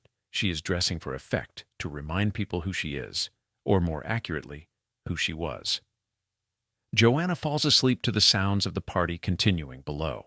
She is 16 years old, living in a house with a woman who does not speak to her, descended from a family that has spent 3 generations destroying its daughters through neglect. She has no blueprint for escape. She has only the knowledge that this pattern exists, that it damaged Alice and Paulina before her, and that she is next. Alice turned 80 in 1964. The milestone is acknowledged in newspapers with retrospective articles about her famous youth. Reporters interview her at the Massachusetts Avenue house, asking about her father, about the White House years, about being America's princess 7 decades ago. Alice answers with practiced anecdotes, delivering lines she has polished through repetition. She describes smoking on the White House roof, carrying a snake to parties, defying Edith's rules. The stories are entertaining. The reporters laugh. They do not ask about Paulina's suicide or the great-granddaughter living upstairs. The articles present Alice as a charming relic, a living connection to Theodore Roosevelt, and an era of American history that feels impossibly distant. Photographs show her in her parlor surrounded by objects from her youth, photographs of Theodore, furniture from Sagamore Hill, souvenirs from the 1905 Asia trip. Alice has constructed a museum around herself, preserving evidence of a life that mattered. But the preservation is selective. There are no photographs of Paulina, no mention of Longworth's alcoholism or Bora's abandonment. The official narrative presents success, adventure, longevity. The damage remains hidden. Joanna graduated from high school in 1965. Alice does not attend the ceremony. Joanna applies to colleges, choosing schools far from Washington. She is accepted to several and selects one in New England. Alice writes a check for tuition without comment. In September, Joanna packs her belongings and leaves the Massachusetts Avenue house. Alice does not say goodbye. The housekeeper drives Joanna to the train station. Joanna does not look back at the house as the car pulls away. At college, Joanna struggles. She has no preparation for social interaction, no experience with friendship or casual conversation. Her roommate tries to engage her in the first weeks, asking questions, inviting her to meals. Joanna's responses are minimal. The roommate eventually stops trying. Joanna attends classes, completes assignments, spends evenings alone in the library. She is repeating her mother's college experience, isolated, barely functioning, moving through required motions without connection or purpose. But Joanna also recognizes the pattern and fights against it. She forces herself to join a study group. She accepts an invitation to a campus event. The interactions are painful, awkward. She does not know how to make small talk or read social cues, but she continues trying. She understands that if she does not break the pattern now, she will become Paulina, then Alice, then another in the line of Roosevelt women who destroyed themselves through isolation. Alice, meanwhile, continues hosting parties. She is 81, 82, 83. Her health declines slowly. Her hearing worsens until she requires a hearing aid she refuses to wear, preferring to pretend she hears conversations she cannot follow. Her hands shake. She walks with a cane. But she still attends events, still delivers cutting remarks about politicians and society figures, still performs the role she has played for 8 decades. In 1968, she attended Richard Nixon's inauguration. Nixon has cultivated Alice's friendship, visiting her house, soliciting her opinions, treating her as an elder stateswoman. Alice enjoys the attention. She sits in a position of honor during the ceremony, photographed beside the new president, proof that she still matters. But the significance is borrowed. She is important only because of who her father was, because she carries a famous name. Without Theodore, she would be nothing, just an old woman who says mean things at parties. Joanna visits the Massachusetts Avenue house during college breaks because she has nowhere else to go. The visits are brief, uncomfortable. She and Alice occupy the same space without interaction. They eat meals separately. Alice does not ask about Joanna's studies or her life. Joanna does not volunteer information. They are strangers who happen to share DNA and a house. After 3 or 4 days, Joanna returns to college, relieved to escape. But Joanna also watches Alice during these visits and sees her future if she's not careful. Alice is 85 years old and utterly alone. She has outlived everyone who knew her when she was young. The people who attend her parties now come out of curiosity or obligation, not affection. They listen to her stories about Theodore and the White House, about events that happened before most of them were born. They tolerate her cruelty because she is old and famous. But no one loves her. No one even likes her particularly. She is a performance that has continued long past its relevance. Alice also begins forgetting things, small details at first, names of guests where she placed her reading glasses, what she ate for breakfast.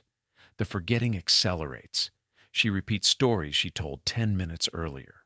She confuses decades, speaking about events from 1905, as if they happened recently. The housekeeper notices but says nothing. Guests notice and exchange glances. Alice continues talking, unaware that her mind is failing. In 1972, Joanna graduated from college. She finds work in New York, a clerical position at a nonprofit organization. The salary is modest, but it is enough to rent a small apartment. She moves her belongings from the Massachusetts Avenue house without ceremony. Alice does not acknowledge her departure. Joanna leaves a note on the kitchen table with her new address and phone number. She does not know if Alice reads it. Joanna is 26 years old, the same age her mother was when Sturm died. She lives alone in a tiny apartment, works at a job that barely sustains her, has no close relationships. But she is also away from the Massachusetts Avenue house, away from Alice, away from the physical space where 3 generations of Roosevelt women learned that love does not exist. The distance is not healing. Joanna still carries the damage, but it allows her to breathe without the weight of Alice's presence. Alice was 88 in 1972. She still hosts parties, though less frequently. She still receives invitations to political events. But she is fading. Her memory continues deteriorating. She forgets who is president, what year it is, whether Theodore is still alive. The housekeeper manages her medications, her appointments, the daily routines that keep her functioning. Alice moves through her house, touching objects from her past. Photographs, furniture, souvenirs, trying to remember what they meant. The memories slip away. She is becoming a ghost in her own life, present but not quite there, performing for an audience that has stopped watching. Alice's mind clears temporarily in her late 80s, the fog lifting enough for her to resume full awareness. The periods of confusion do not disappear entirely, but they recede. She is lucid again, sharp enough to recognize what she lost, and angry about the loss. The anger focuses her. She returns to her social calendar with renewed energy, accepting invitations, hosting dinners, reasserting her presence in Washington society. But something has shifted. The confusion episodes frightened her, though she would never admit this. For the first time in her life, Alice confronts mortality as an immediate fact rather than an abstraction. She is 89 years old. Her body is failing in small, accumulating ways. She cannot pretend otherwise. The recognition produces a kind of viciousness. If she has limited time remaining, she will use it to remind everyone that she still exists, that she still matters, that forgetting Alice Roosevelt Longworth is not yet permitted. Her cruelty intensifies. At a dinner party in 1975, she tells a senator's wife that her facelift makes her look like a surprised fish. At another event, she describes a Supreme Court justice as having the moral backbone of a chocolate eclair. The remarks are reported in gossip columns, repeated at other parties. People laugh, but the laughter has an uncomfortable edge. Alice is 91 years old, attacking people with a precision that suggests she has been storing these observations for decades, waiting for the right moment to deploy them. She also begins speaking more openly about her past, though selectively. She gives interviews to journalists researching books about Theodore Roosevelt. She describes her childhood at Sagamore Hill, her time in the White House, the 1905 Asia trip. But she edits carefully. She presents herself as the rebellious daughter who defied convention, the independent woman who lived on her own terms. She does not mention Theodore's abandonment, Edith's coldness, the arranged marriage to Longworth. She does not mention Paulina at all. When interviewers ask about her daughter, Alice changes the subject or ends the interview. Joanna remains in New York, working, living alone. She calls the Massachusetts Avenue house occasionally, speaking briefly with the housekeeper to confirm Alice is still alive. She does not visit. Alice does not ask her to visit. Their relationship has settled into mutual avoidance, punctuated by minimal contact. Joanna sends a card at Christmas. Alice does not respond. The pattern repeats each year, a ritual acknowledgement of connection without actual connection. But in 1976, Joanna married. The man is quiet, stable, employed as an engineer. They meet through work, date for 18 months before he proposes. Joanna accepts because he is kind to her in a way no one has been before. He does not push her to discuss her family or her past. He accepts her silence, her difficulty with affection, her tendency to withdraw. The wedding is small, held at a courthouse in Manhattan. Joanna invites Alice out of obligation. Alice declines without explanation. Joanna does not tell her husband much about her family. She mentions that her great-grandmother is Alice Roosevelt Longworth, Theodore Roosevelt's daughter. She mentions that her mother died when she was young. She does not provide details. Her husband does not press for them. He understands that Joanna's family damaged her somehow, that she survived by leaving them behind. He does not need to know more than that. Alice learns about the marriage from a newspaper announcement. She reads it in the social pages, a brief notice listing Joanna's name and her husband's. Alice studies the announcement for several minutes, then folds the newspaper and sets it aside. She feels nothing. Joanna is married. The information is neutral, a fact about a person Alice barely knows. That the person is her great-granddaughter, the last living descendant of her line, does not make the fact more significant.